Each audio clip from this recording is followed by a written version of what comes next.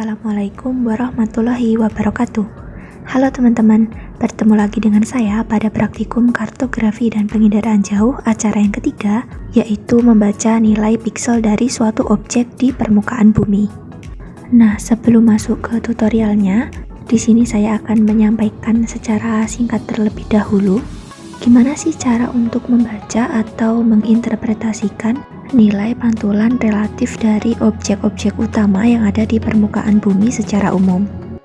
Pada citra Landsat sebenarnya itu ada 11 band, tetapi pada praktikum acara ketiga ini kita akan mengenal band visible, near infrared, dan short wave infrared terlebih dahulu. Adapun objek yang akan kita baca nilai piksel dari pantulannya adalah air jernih, air dengan fitoplankton, tanah atau lahan terbuka, bebatuan, dan vegetasi sehat. Sumbu yang vertikal adalah nilai pantulannya dalam satuan persen, sedangkan sumbu yang horizontal adalah panjang gelombang dalam satuan mikrometer. Objek yang pertama adalah air dengan fitoplankton. Air dengan kandungan fitoplankton biasanya memiliki warna yang cenderung tidak biru murni, karena biasanya akan terkontaminasi oleh warna kecoklatan, mungkin kemerahan, atau kehijauan yang bersumber dari pigmen si fitoplankton tersebut. Pada grafik terlihat bahwa pantulannya tinggi di band visible, tepatnya di band biru, namun mulai menurun di band near infrared. Lalu untuk air jernih atau clear water, tinggi di band visible, tepatnya di band biru, kemudian menurun sangat tajam di band near infrared. Untuk objek tanah yang berwarna merah itu rendah di band visible, kemudian semakin meningkat pada band near infrared hingga short wave infrared. Selanjutnya adalah vegetasi sehat. Ini tinggi pada band visible, tepatnya di band hijau, karena vegetasi memantulkan cahaya hijau. Kemudian terus meningkat tajam pada band near infrared. Hal ini disebabkan karena vegetasi juga menyerap, mentransmisikan, dan memantulkan cahaya inframerah dekat. Nah, mari kita lihat pada bagian sini. Garis dari pantulan tanah dan bebatuan terlihat berhimpit pada band visible. Nah, lalu apa implikasinya? Ketika dua objek terlihat saling berhimpit di sebuah band, maka kedua objek akan sulit dibedakan pada band tersebut. Jadi dapat disimpulkan bahwa kita akan sulit membedakan objek tanah dan bebatuan pada band visible. Tetapi kita dapat membedakannya kembali pada band near infrared dan short wave infrared.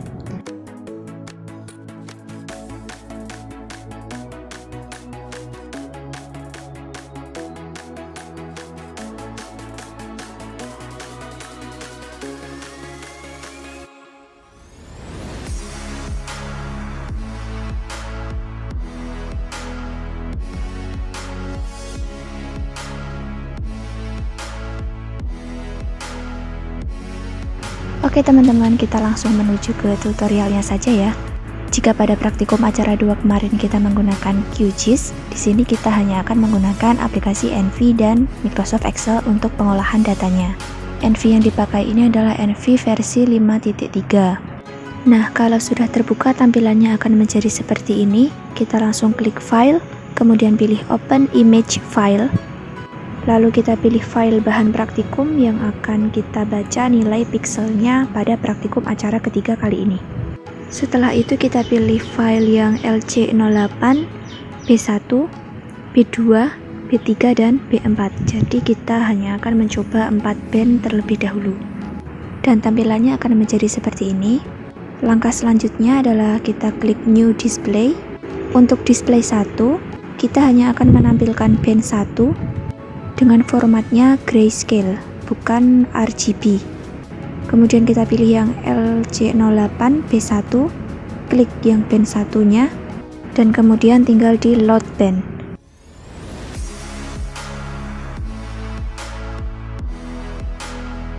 Langkah selanjutnya tambahkan display untuk display kedua. Caranya sama dengan memilih LC08, tapi yang untuk kedua ini pilih B2. Klik yang bagian band 1 dan di load band. Lakukan langkah yang sama hingga mendapatkan 4 display. Jangan lupa formatnya masih grayscale, bukan RGB.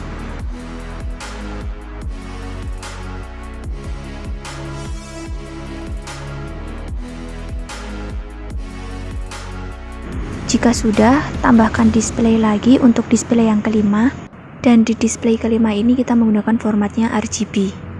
R untuk red, G untuk green, dan B untuk blue. Composite band yang akan kita gunakan pada display kelima untuk menampilkan warna asli adalah 432. Jadi pada band merah itu dipilih LC08B4, pada band hijau LC08B3, dan untuk band merah dipilih LC08B2. Pastikan semuanya sudah benar, lalu bisa langsung di load RGB.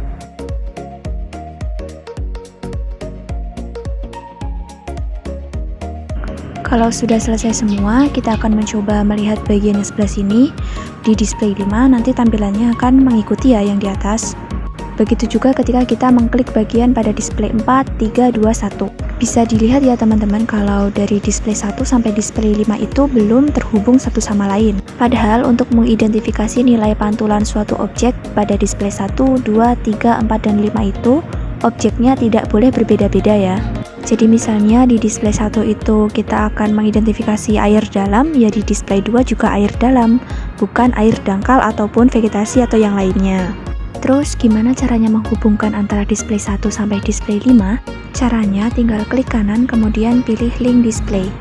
Kalau sudah diisi yes semua, kemudian klik OK.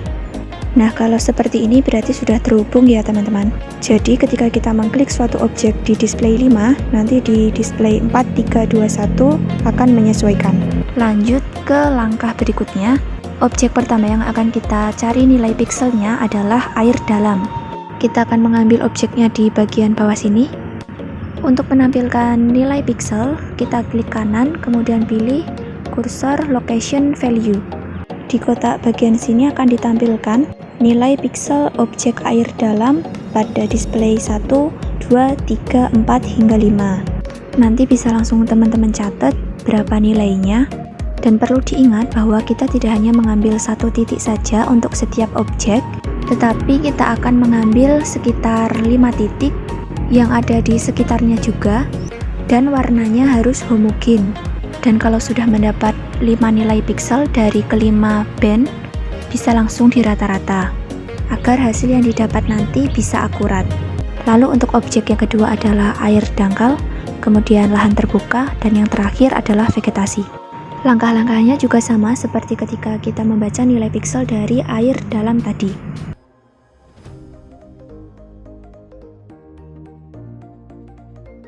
Dan ini ada sedikit tambahan informasi buat teman-teman yang ingin mencoba untuk menampilkan vegetasi melalui band inframerah atau band 5. Caranya sama ya teman-teman, ketika kita menginput image dari band 1 hingga band 4.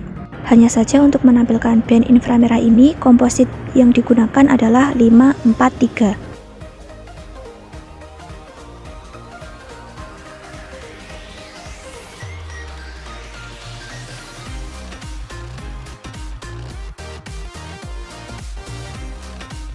Kalau nilai pikselnya sudah dicatat semua, kita bisa langsung berpindah menggunakan Microsoft Excel untuk membuat grafik dan melakukan interpretasi atau analisis dari hasil yang sudah kita dapatkan.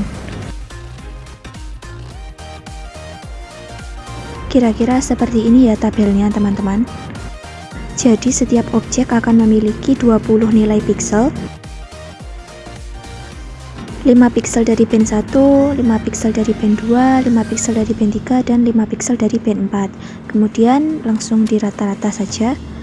Begitu juga dengan objek yang lain seperti air dangkal, vegetasi, dan lahan terbuka. Lalu kita kelompokkan lagi buat tabel baru. Ini yang nilai pikselnya itu udah hasil dari rata-ratanya, untuk memudahkan plotting ke dalam grafik pantulan relatif objek. Seperti biasa ya caranya untuk membuat grafik, tinggal klik menu insert, kemudian pilih grafiknya yang ini.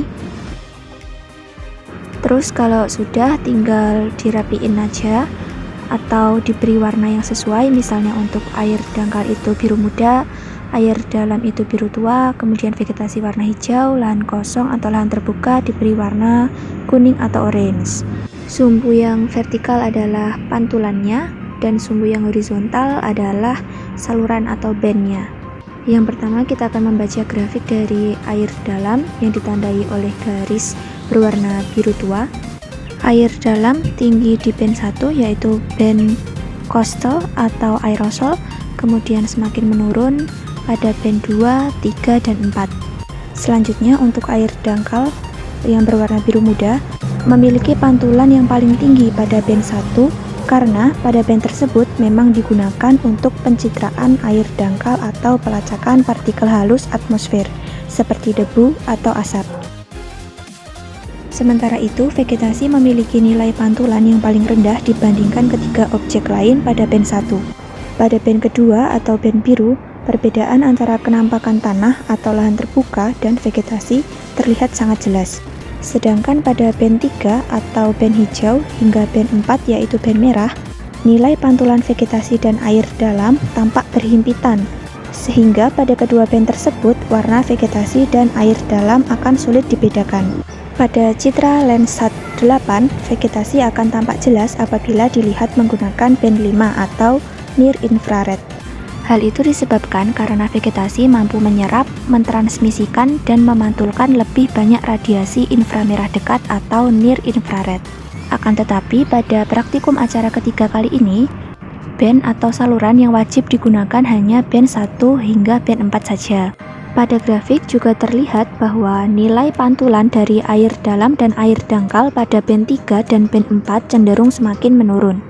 Sedangkan nilai lahan terbuka tinggi di band 1, menurun di band kedua dan band 3, tetapi naik kembali pada band merah atau band 4. Gimana nih teman-teman? Cukup mudah bukan? Mungkin itu saja tutorial yang bisa saya bagikan. Semoga bisa dipahami dan bermanfaat bagi teman-teman semua. Sampai jumpa di video acara selanjutnya dan wassalamualaikum warahmatullahi wabarakatuh.